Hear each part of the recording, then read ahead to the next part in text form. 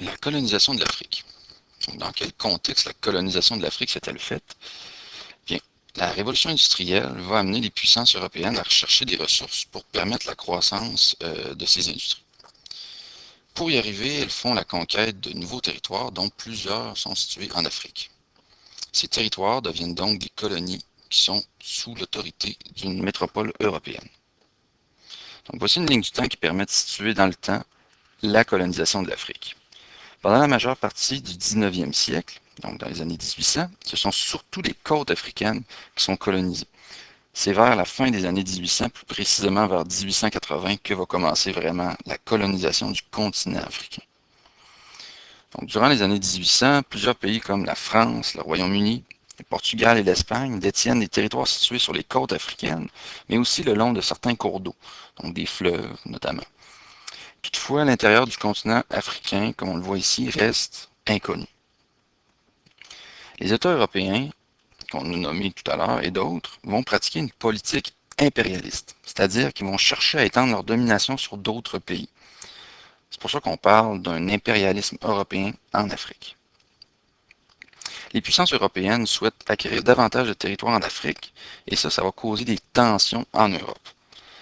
En 1884-1885, l'Allemagne, qui n'est pas présente en Afrique, mais qui souhaiterait elle aussi prendre possession de certains territoires, elle va tenir une réunion avec 13 autres pays pour discuter des règles du partage du continent africain. C'est ce qu'on appelle la conférence de Berlin. Donc, parmi les pays présents, il y avait surtout des pays européens comme la France, le Royaume-Uni, l'Allemagne, l'Espagne, le Portugal, l'Italie, mais il y avait aussi les États-Unis qui étaient là à titre d'observateurs. Donc, sur cette caricature, on peut observer le chancelier allemand qui s'appelle Otto von Bismarck. Donc, c'est le dirigeant de l'Allemagne qui s'apprête à découper des pointes d'un gâteau sur lequel il est marqué Afrique. Donc, ça illustre le partage de l'Afrique qui s'est décidé à ce moment-là entre les grandes puissances européennes. Maintenant, voyons c'est quoi qui motivait les pays d'Europe à coloniser justement l'Afrique. Lorsque les Européens arrivent en Afrique pour établir des colonies, ils sont surtout motivés par des éléments de nature économique. Pour fonctionner de façon adéquate et croître, les industries européennes doivent avoir accès à des matières premières, et ce, au plus bas prix possible. Ils doivent aussi avoir accès à de nombreux travailleurs à bas salaire et des consommateurs pour acheter les produits fabriqués dans les usines en Europe. En fait, les colonies peuvent leur fournir tout cela. Également, des infrastructures vont être construites pour exploiter les ressources de l'Afrique. En effet, de nombreux ponts, des canaux, des chemins de fer, des routes, des mines vont être construits par les Européens. Les populations africaines vont travailler à l'extraction de ces ressources. Elles sont parfois même obligées de travailler, forcées par les Européens. Et dans certains cas, leurs conditions ressemblent à celles d'esclaves. Les Africains constituent également des acheteurs de produits européens. Les métropoles européennes obligent souvent leurs colonies à commercer seulement avec elles. Par conséquent, ce sont les métropoles qui en tirent des avantages et non pas les colonies. Les métropoles vont exploiter leurs colonies et les administrer en envoyant un certain nombre de personnes. Donc ces personnes-là ne se mélangent pas vraiment aux populations locales, et ça va créer une division raciale. Les Blancs sont les administrateurs des colonies, donc des Blancs qui proviennent d'Europe, et ils ont des droits que les Noirs, les Africains, n'ont pas.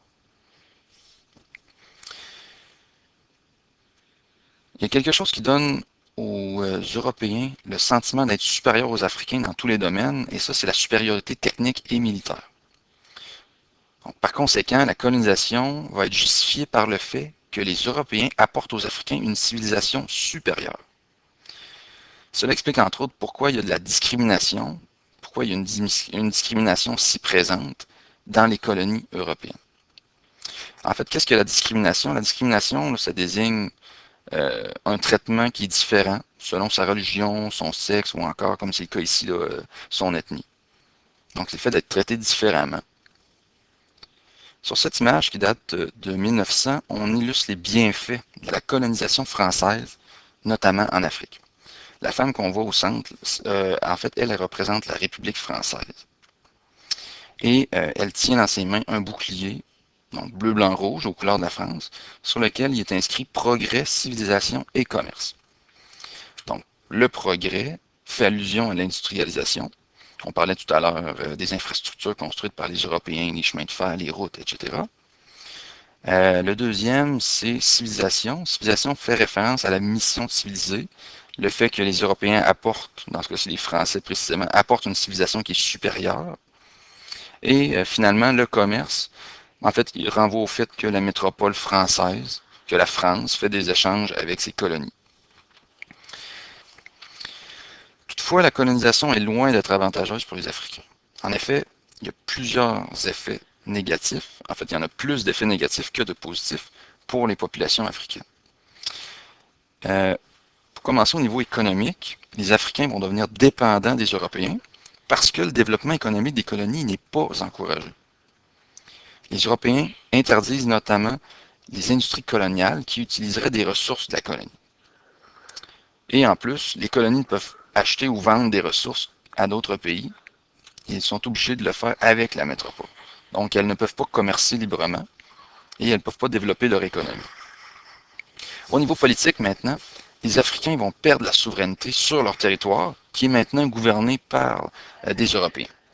Donc, ils n'ont même pas accès aux postes de décision.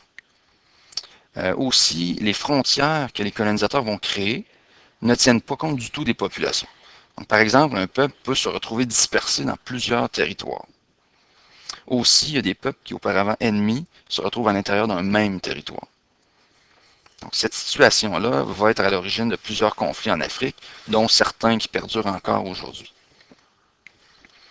Et au niveau culturel aussi, la domination européenne se fait aussi au niveau de la culture. Donc, les Européens vont imposer leur culture, leur langue, leur religion et leurs valeurs aux populations de leur colonie. Encore, il faut se rappeler pourquoi, parce que selon eux, leur civilisation est supérieure, donc c'est normal d'imposer leur civilisation, leur culture et tout ça. Il y a des écoles qui vont être construites et les jeunes Africains vont recevoir une éducation à l'européenne. Par conséquent, il y a plusieurs Africains qui vont délaisser progressivement leur culture et ils vont adopter petit à petit des éléments de la culture européenne. C'est pour ça qu'on parle du concept d'acculturation. Donc, l'acculturation des populations africaines. Donc, qu'est-ce que la définition de l'acculturation? C'est le fait d'adopter certains aspects culturels qui proviennent d'une autre société au détriment de sa propre culture. Donc, délaisser sa propre culture pour en prendre une nouvelle, qui est étrangère, évidemment. Donc, voici maintenant une carte qui présente les différents empires coloniaux en Afrique en 1913, donc à l'aube de la Première Guerre mondiale. Donc, on voit que l'Afrique du Nord, en fait, nord-ouest, en bleu, donc c'est des territoires qui appartiennent à la France. Et sinon, un autre gros empire aussi, c'est la Grande-Bretagne, qui a en fait le nord-est, avec notamment l'Égypte, et aussi le sud, une bonne partie du sud de l'Afrique. Sinon, les autres pays ont aussi des colonies, mais évidemment, leurs empires coloniaux sont beaucoup moins importants que les Français et les Anglais. C'est important de dire que certaines populations africaines vont tenter de se révolter face à l'attitude et les actions des Européens, mais la majorité n'y arriveront pas. Parce que les Européens disposent d'armées plus puissantes, ils ont une supériorité militaire et technique comparativement aux Africains. Alors voilà, c'est un résumé de la colonisation de l'Afrique. Si vous voulez en savoir plus, vous pouvez consulter la bibliothèque virtuelle d'AlloProf.